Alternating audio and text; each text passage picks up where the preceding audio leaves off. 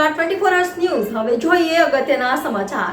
અકોટા વિધાનસભામાં આવેલ election ward number 10, 11, 12 અને 13માં જન્માષ્ટમીના પાવન પર્વ નિમિત્તે મટકી ફોડના કાર્યક્રમનું આયોજન નિમિત્તે પત્રકાર પરિષદનું આયોજન કરવામાં આવ્યું હતું। વડોદરાના અકોટા વિધાનસભા વિસ્તારમાં આવેલ વોર્ડ નંબર 10, 11, 12 અને 13માં મુંબઈની વિક્રોલીની પ્રખ્યાત મિત્ર મંડળ ગ્રુપ દ્વારા મટકી ફોડ કાર્યક્રમનું આયોજન કરવામાં આવ્યું છે। આ ગ્રુપ દ્વારા છેલ્લા 40 વર્ષથી મહારાષ્ટ્રમાં મટકી ફોડનો કાર્યક્રમ કરે છે। સમગ્ર અકોટા વિધાનસભા વિસ્તારને આવરી લેવામાં આવ્યું છે, જેમાં વોર્ડ નંબર 10માં સાંજે 5:30 થી 6:30 કલાક દરમિયાન અંબિકા 4 રસ્તા પાસે યોજવામાં આવશે, જ્યારે વોર્ડ નંબર 11માં સાંજે 7 થી 8 કલાક દરમિયાન કષ્ટભંજન હનુમાન મંદિર પાસે દિવાળીપુરા ખાતે યોજવામાં આવશે। ત્યારબાદ વોર્ડ નંબર 12માં રાત્રે 8 થી 9 કલાકે ખિસકોલી સર્કલ ખાતે યોજવામાં આવશે તથા વોર્ડ નંબર 13માં રાત્રે 9 થી 10 કલાકે ખંડેરાવ માર્કેટ 4 રસ્તા ખાતે મટકી ફોડનો કાર્યક્રમ યોજવામાં આવશે। આજે યોજાયેલી પત્રકાર પરિષદમાં અકોટા વિધાનસભાના ધારાસભ્ય ચૈતન્ય દેસાઈ, અકોટા વિધાનસભાના ઇલેક્શન વોર્ડ નંબર 10, 11, 12 અને 13ના મ્યુનિસિપલ કાઉન્સિલરો, વોર્ડ સંગઠનની ટીમ તેમજ કાર્યકર્તાઓ વિશેષ રૂપે ઉપસ્થિત રહ્યા હતા।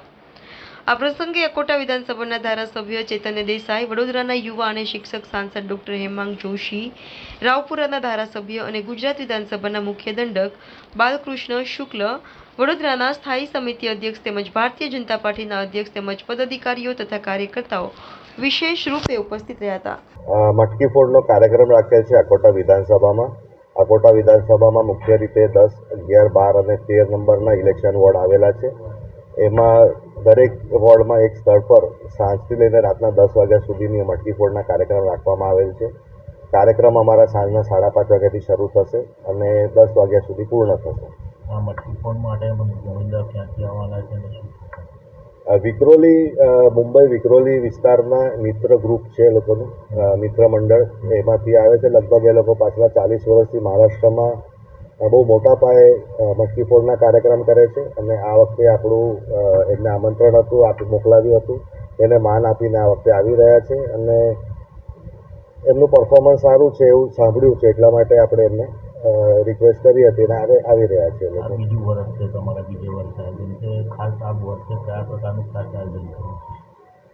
આયોજનમાં મુખ્ય રીતે મારું પોતાનું કહું એના કરતાં અમારા કાર્યકર્તાઓ જે ઉમંગથી કરી રહ્યા છે, કાઉન્સિલરો અને અમારા કાર્યકર્તા મિત્રો, એ કઈ રીતે કરવાનું છે હું મારા માટે પણ આ વખતે એક પ્રશ્ન જ છે અને આમ જોવા જાવ તો ઇટ્સ લાઈક કે કોન્ફિડન્સમાં, હાઈલી કોન્ફિડન્સમાં આ લોકો કરી રહ્યા છે, એટલે જોઈએ કયા રીતે અને સારો જ કરશે પ્રોગ્રામ। મને દરેકે દરેક કાર્યકર્તાઓ પર, અમારા વિસ્તારના ઇલેક્શન વોર્ડના પ્રમુખો, કાઉન્સિલરો પર પૂર્ણ વિશ્વાસ છે કે કંઈક નવીન અને કંઈક ભવ્ય કરીને બતાવશે।